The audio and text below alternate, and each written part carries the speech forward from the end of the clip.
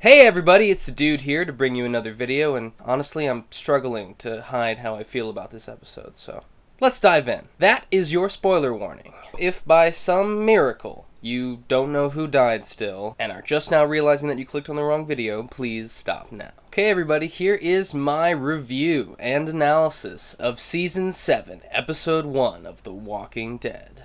So the first thing is the title, The Day Will Come When You Won't Be. This is a reference to way back in Season 1 at the CDC. The building's about to blow up and Rick is trying to convince Dr. Jenner to let his people live. When Jenner opens the door, Rick turns to him and says, "I'm grateful." And then Jenner says coldly, "The day will come when you won't be." This is a fantastic callback that perfectly encapsulates Rick's journey so far. He spent so much time fighting and now he's wondering, was it all for nothing? So the episode starts with Rick on his knees being taunted by Negan before getting dragged into the RV.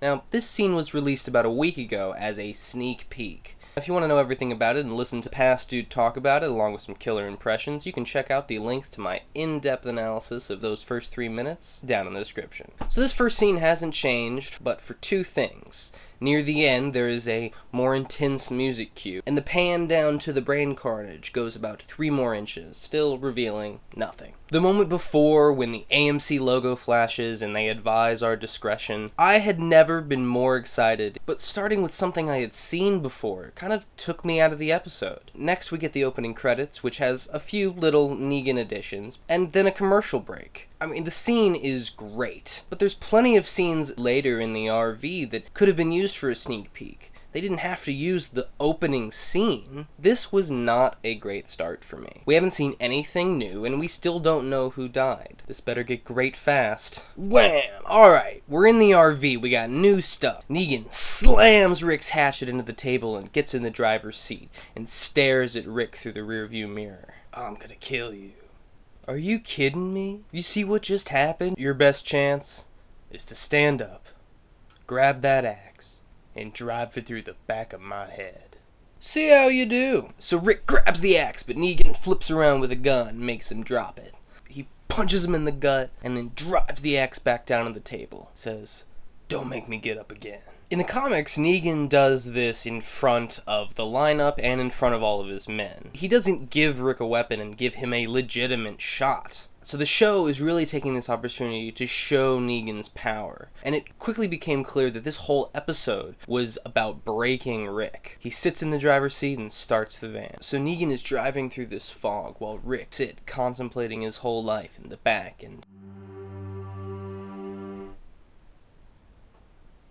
Anyway, Negan hits a zombie and its brains splatter all over the windshield. He turns around. "Remind you of anyone you know?" It's so good to me to hear fresh Negan dialogue. In the season finale, all the dialogue was straight out of the comics, but now I'm getting to see where the writers of the show can take Negan, and so far they haven't disappointed. So then... What the... Sorry everyone, I was thinking about the past, but from a different angle and with slightly different lighting. Along with other things that I really wasn't there for. Obviously, we're seeing that Rick and us are supposed to be thinking of all of the characters, where they were when we last saw them, and where they've been over their whole journey. I think the concept behind this idea is really strong, but it feels unnatural, and reminds us that we're watching a TV show, not living in this world, experiencing the torment with Rick. Similar to when Rick had to cut Jesse's hand off to save Carl in the mid-season premiere of Season 6, when they flashed images of Jesse's face. It's a style choice that I think is kind of out of place. It's not poorly done by any means. I just feel like it's unnecessary and too distracting. So Negan says that everything Rick has belongs to him, including his axe. He stands up, opens the door, and throws it out into the fog. "Go get my axe, Rick." When Rick doesn't move, Negan says it again. "Get my axe." I love in this show when characters say a line once and then say it a second time to emphasize it more. Actually, let's start a counter. Every time this happens, we'll give it 1 point. We'll give Rick 1 for the double, "I'm gonna kill you," and Negan 1 for, "Get my axe." So Rick starts to stand up to move, and Negan grabs him and throws him out of the RV. And so Rick's outside in a sea of fog, surrounded by zombies from all directions. He breaks for the roof of the RV, where he finds the axe. Now, I'm not sure if Rick actually saw Negan toss the axe on the roof, or he just got lucky going for the only safe place around. Either way, once on top, he looks out and he sees the burning logs from the season finale. This is not fog, it's actually smoke, leading me to wonder how Rick was running and breathing through it in the first place, but I'll let that go. So Rick turns around and he sees the Hanged Man, also from the season finale. Rick starts to cry and he collapses on the roof. From inside, we hear Negan, "Remember what happened, Rick?" And boom! The kill scene starts. We get a Rick POV as Negan begins. "I got an idea." Points at him. "Eenie." And it's actually pretty fascinating. We get to learn the order he picks in, which was subject of so much debate in the last 6 months. We know that Rick, Maggie, Abraham, and Michonne are eeny, meeny, miny, mo. Next, we see that he actually skips to Glenn for catch. Then he skips Rosita and goes to Daryl, a tiger. Then goes over Michonne to Abe, by Maggie, the toe. Walks by Rick, goes to Sasha, if Aaron, he hollers. Skips Carl to Eugene, let him go. Back to Carl. My mother, over both Aaron and Sasha, it's told me Rick is to pick. And then it continues on without skipping from there. Maggie, the very, Abraham, best, Michonne, one, Daryl, and you. Rosita, R. Glenn was next. Negan stops, looks Rick dead in the eye. He totally disregards the lineup. The show felt some need to show us all of the people one more time before it whips to Abraham. Now, the bat isn't in that shot, so if you know anything about me, it's probably that I really thought Maggie should have been the one to die. I honestly thought that that was the moment that the showrunners were going to trick everybody. All summer they made us think it was Abraham, and at the last second, we're gonna think it's Abraham, and then he's just gonna hit Maggie, because he really picked her. The shot is set up for that to be an option, but maybe they were just fucking with me. But Abe flips the peace sign to Sasha. We get her and Rosita close-ups, and then boom. All of a sudden, I had this overwhelming wave of disappointment come over me. It got spoiled. One of the main reasons I put so much thought into the Maggie theory is because more than anything, I just didn't want it to have been spoiled. I really thought and hoped that the creators were just better than that. Because it is Abe, I don't know why they didn't spend some time giving us a fake spoil. Why didn't they buy out Spoiling Dead? We should have all thought, oh, it's a double kill with Daryl and Maggie. And we would have all been expecting that. So when it's Abraham, we would have been like, oh my gosh! The disappointment I felt, it really ruined the moment for me.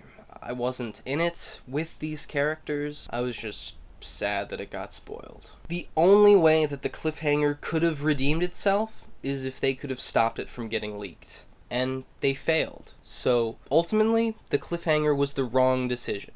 It didn't create more suspense. It ruined the suspense. Nevertheless, the reactions from Abe's significant others are really tragic and meaningful. The actors all really shined on this one. So Abraham gets hit, he falls on his hands, and then lifts up. We get the "taking it like a champ" line. And despite for there not being time for any kind of line from the victim in the season finale, Abraham gets a line. Suck my nuts. Doom! Suck my nuts, huh?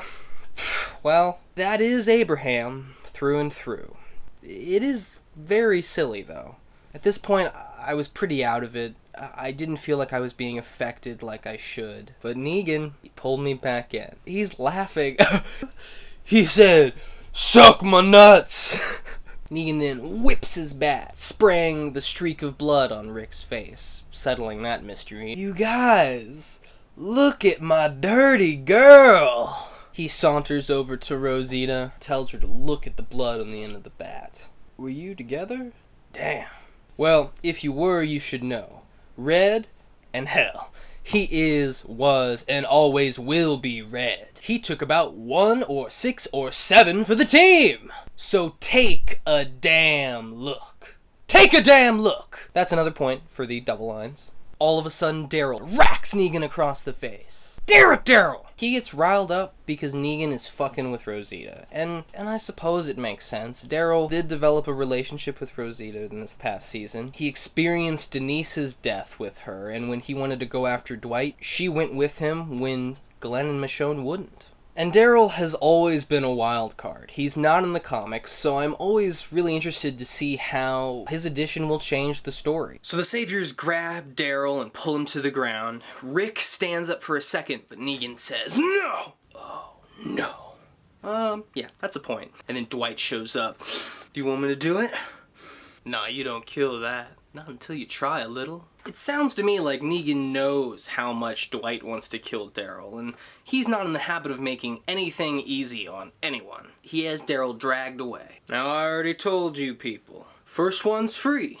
Then what I say? I said I would shut that shit down. No exceptions. Now I don't know what kind of lying assholes you've been dealing with, but I'm a man of my word. So, this shot right here was the most tense shot up until this point in the episode. Because if you knew the spoiler, and Abraham got hit first, then you knew the rest. Back to it. Negan spins around and racks Glenn on top of the head. Instead of showing us everything immediately, they cut to all the other characters. And then they show us, straight out of the comics, it looks so believable. It's unbelievable. And Negan stops after 2 hits. "Buddy, are you still there? I just don't know. It seems like you're trying to speak." And then Glenn gets his last line. He says, "Maggie, I will find you." In the comics, all he gets out is Maggie. And I thought that was absolutely powerful in its own right. It makes us think of when they were separated after the prison fell, and Glenn just had to find her. By this point, Maggie is distraught, and Negan turns around, leaving Glenn still alive and struggling to breathe. "I can see this is hard on you guys. I'm sorry. I truly am. But I did say it." And yeah, Negan did say that. But you know what he said even more recently in regards to what would happen if anybody moved? Cut Carl's other eye out and feed it to his father. What in the last 30 seconds changed that? That is honestly a plot hole in my book. But it is possible that after Glenn lashed out the first time in the season finale, Negan always knew that if anyone else did it again, he would punish Glenn for doing it the first time. Which, seeing as how everyone thinks that it's all Daryl's fault, maybe whatever happened, Negan just wanted to do that. The music comes in this time, unlike when Abe got hit. This moment is not silly. It's tragic and heavy and dark and perfect, honestly. The makeup effect is so powerful, and the character's reaction just break our hearts. If it hadn't been spoiled, the tension and the moment before would have been much more effective. Nevertheless, there is no denying the power of this death. But in the show now, Glenn is dying for a different reason. In the comics, he was the one who was taking 1 or 6 or 7 for the team. But now, he died because Daryl is being punished. That's very different. Kinda sad they thought they needed 2 deaths to make it different. Their plan, assuming that it would never be spoiled, was to lull us into thinking that Abraham was the only one to get it. And then boom, it's still Glenn, just like the comics. Well, that means Abraham's death is a misdirection and Glenn's death is just for shock value. And it basically T-dogs Abraham. His death would mean something by itself, but because Glenn dies, everyone focuses much more on Glenn's death. 2 deaths ultimately weakened the scene for me. Now, on the rewatch, the scene feels a lot better and sits a lot stronger nevertheless. In the comics, Rick loses Abe to Dwight's arrow, and he loses Glenn to Negan's bat. He never has Daryl. So, I suppose it's pretty important if this episode and this storyline is about breaking Rick, to take away his strength. Back to the RV with Rick broken on the roof. Negan starts shooting through the roof of the RV. Rick springs up, forced to dive for the hanging zombie. The neck rips and he falls into a pile of zombies. Here we get a couple more inserts of what could have happened. This is again pretty distracting and in this case a little more confusing. We're all sit like, wait, maybe that was all just a trick and maybe it is Maggie. Maybe that was just me. But anyway, Negan machine guns the zombies and saves Rick, pulls him into the RV, and asks for his axe back. is Negan gonna cut Rick's hand off? Because in the comics, Rick gets his hand cut off by the governor way back then. And the whole right-hand man sneak peek about a week ago got everyone really tense about, ooh, maybe he's gonna use that axe to cut his right hand off. Negan slams it back into the table, and it's covered in zombie guts. So right then I'm thinking, okay, well, he can't cut his hand off, because if he does, Rick will get infected, and that doesn't work. Of course, that relief lasted about a second before Negan gets some rubbing alcohol and cleans the hatchet off. And we're like, oh shit, this is gonna happen. But then, he hands it to him. I think you're gonna need it. I just got a feeling. So now it's daytime, and Negan takes Rick and throws him out of the RV in front of the lineup. He tells him what that whole trip was about. It was about that look that Rick gave him, the I'm gonna kill you look. And Negan's like, but you're still giving me that damn look. Should I give you another chance? Rick's silent and shaking. Yes. Good. Get some guns on the back of their heads. Boy, come here. He takes his belt off, wraps it around Carl's left arm, and sticks him on the ground. He turns to his right-hand man, Simon. Simon, you got a pen? He's like, yeah, I got a pen. Floop. I love Simon. He's my new favorite character. Alright. He draws a line on Carl's forearm. He's like, Rick, I'm gonna need you to cut your son's arm off. Right there on that line. And Michonne interrupts. Listen, we understand. And Negan's like, yeah, I'm not sure Rick does. And Rick's just like, please. Alright. 3. Please, it could be me. 2. And we're like, oh no. Oh my god, it's gonna happen. At first I thought that Rick might just cut his own arm off. But then Carl looks at him and says, just do it. And right as Rick's about to do it, Negan crouches down and looks at him. You answer to me. You provide for me. You belong to me. Speak when you're spoken to. You answer to me. You provide for me. You belong to me. Right? Right. Right. I'm gonna count that as 1 more point for you answer to me, you provide for me, you belong to me. And Negan's just like, that is the look I wanted to see. Negan! Fucking love it! This scene honestly made up for all the tension that was totally blown by the cliffhanger. It's interesting, in the comics, when Robert Kirkman was planning the introduction of Negan, his first idea was to have Negan give Rick a choice. He was either going to have to kill Carl or kill Glenn. I'm really glad that the showrunners put Carl in some serious danger. So Negan stands up, starts a little bit of wrap-up speech. He points at Daryl and tells Dwight to get him in the van. And it's kind of strange, while that's happening, they cut to Maggie, who's like, no. She doesn't seem to be holding any kind of resentment towards Daryl. At least that's what they're trying to show us by cutting to Maggie right there. She loves all of these people and wants to hold on to what she has left. And she knows that Daryl feels the most guilt. So, pretty good moment.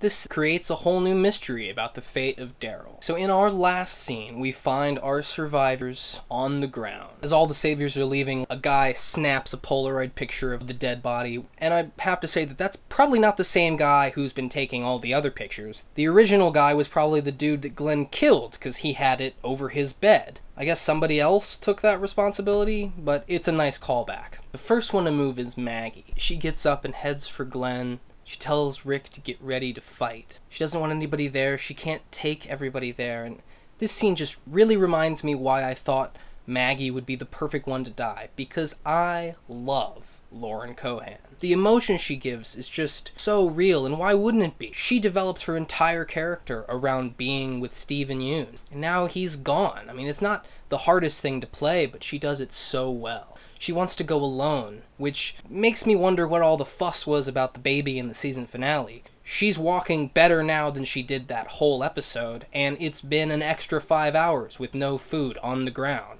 And on top of that, she's gone through the most traumatic experience ever. It seems like all this experience has made her stronger, and that's great, but it doesn't make a lot of sense. So Sasha says she'll go with her, and she has this fantastic moment with Rosita. And then the scene changes. There's a group of people over Glenn, and there's a group of people over Abraham. And right there I understood why Abraham died.